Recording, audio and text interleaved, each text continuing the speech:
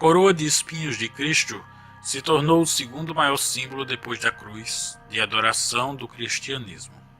Curioso lembrar que inicialmente ela nada mais foi do que um instrumento de zombaria, na verdade, feito por capricho mórbido dos torturadores de Cristo. Sua lenda, e para muitos sua história, mantém-se firme mesmo depois de séculos e séculos, quando foi reencontrada e colocada entre as grandes relíquias cristãs. Ao contrário de outros tesouros sagrados, existe apenas uma peça que é afirmada como sendo a coroa de espinhos original, e ela se encontra numa das igrejas mais conhecidas do mundo. Banhada pelo rio Sena e imortalizada pelas páginas do grande escritor Victor Hugo, Notre-Dame é um dos locais religiosos mais conhecidos do mundo. Visitada todos os dias por pessoas do mundo todo, ela é um local de morada dos fragmentos da coroa de Jesus Cristo.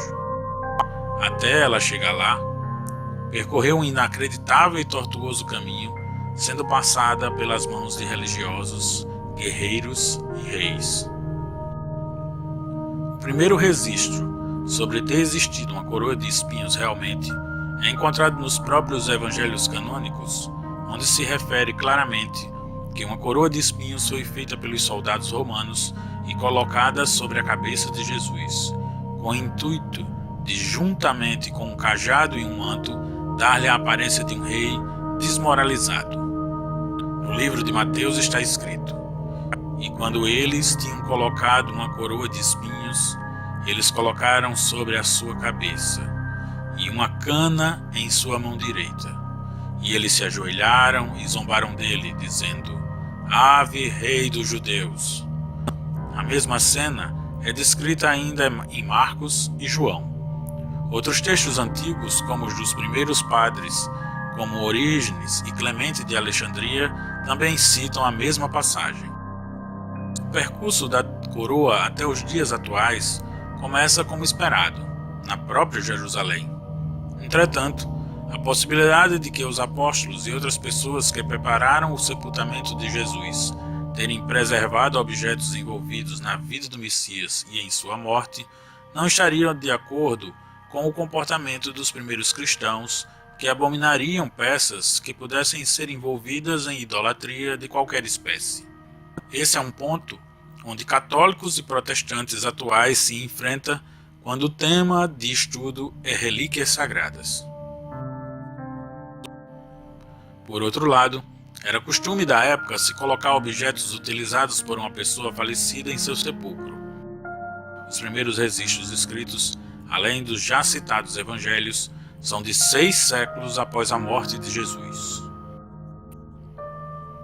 Mas São Paulino de Nola, em 409, na Epistli Macarius, fala: "Os espinhos e a coroa de Cristo já são relíquias cristãs", e cita que ela estava guardada junto ao pilar, utilizado durante a tortura de Jesus e com partes da cruz original.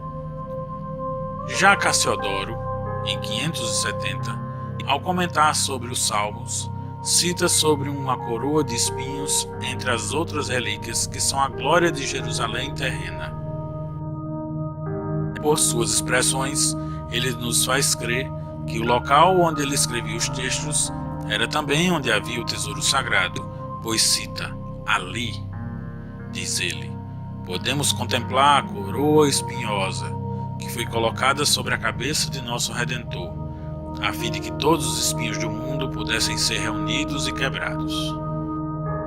Outro texto curioso é o de Gregório de Tours, de Gloria Martyri, que descreve características físicas da peça, quando escreve que os espinhos da coroa ainda pareciam verdes, um frescor que foi milagrosamente renovado a cada dia, sugerindo algo que ele realmente teria visto de perto.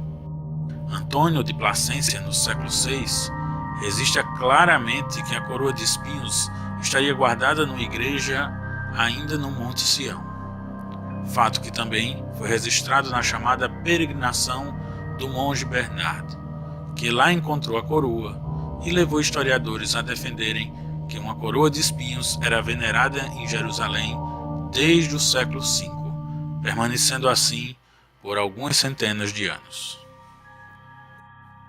Até esses registros, a coroa parecia estar íntegra como no dia em que foi confeccionada. Entretanto, ela começou a ser feita em pedaços, como registrou François de Melly, que escreveu que quando transferida para Bizâncio, a coroa não teria ido inteira. Justiniano, por exemplo, teria dado um dos espinhos a Saint-Germain, bispo de Paris, que o preservou por muito tempo como objeto de adoração em Saint-Germain-des-Prés. Já a imperatriz Irene, entre 798 e 802, teria enviado vários espinhos da coroa para o rei Carlos Magno, que por sua vez os colocou em Aachen.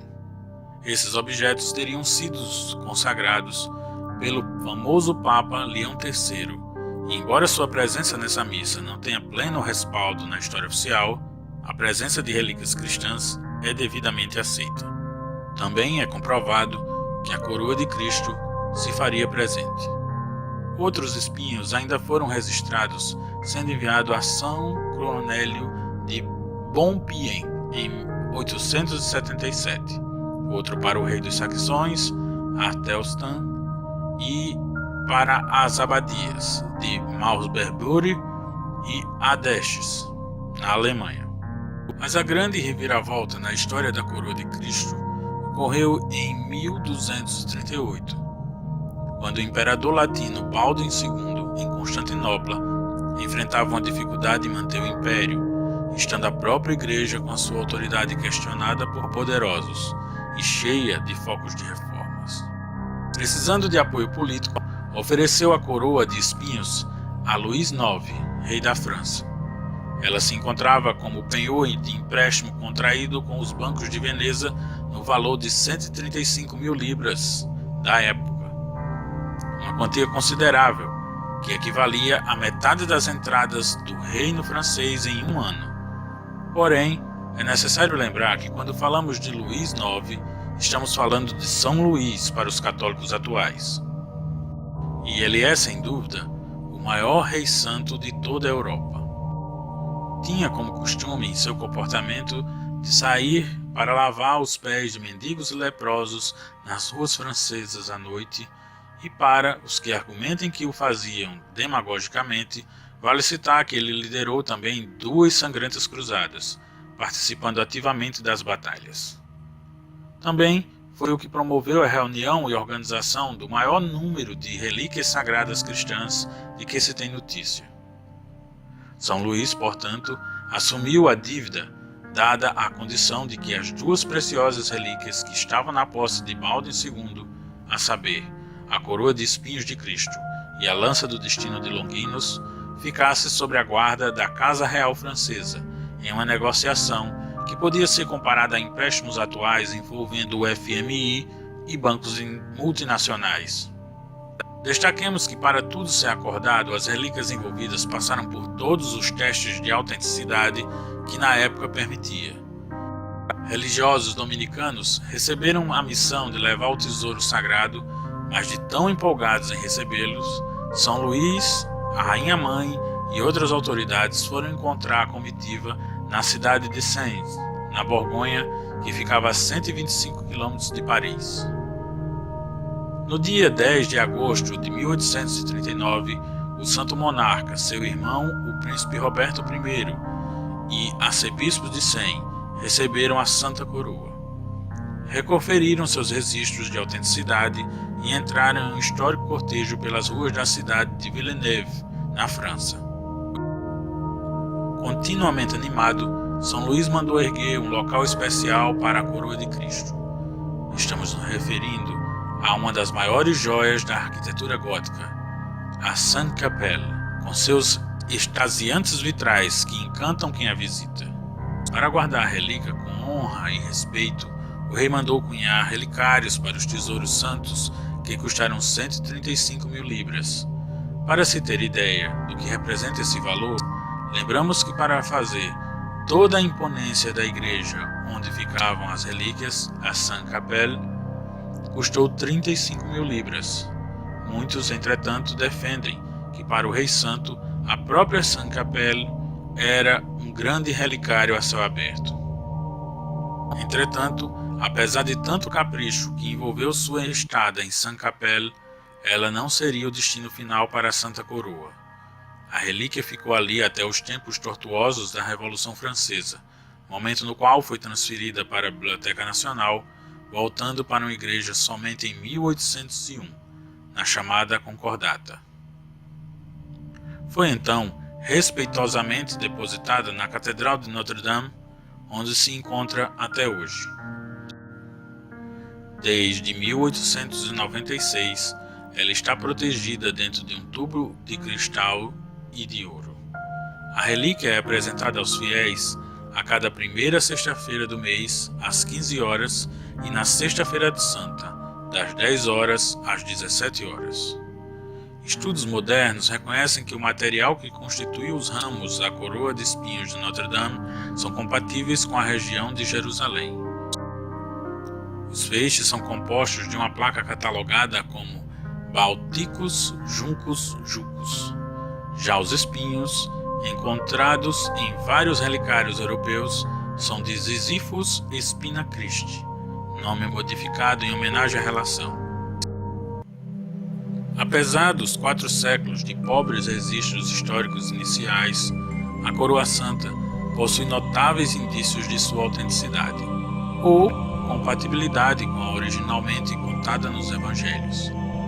A fé, sempre presente nos chamados tesouros sagrados, mostra seu poder de maneira mágica e envolvente, chegando a transformar um bizarro instrumento de tortura e zombaria numa das mais belas e cultuadas relíquias sagradas.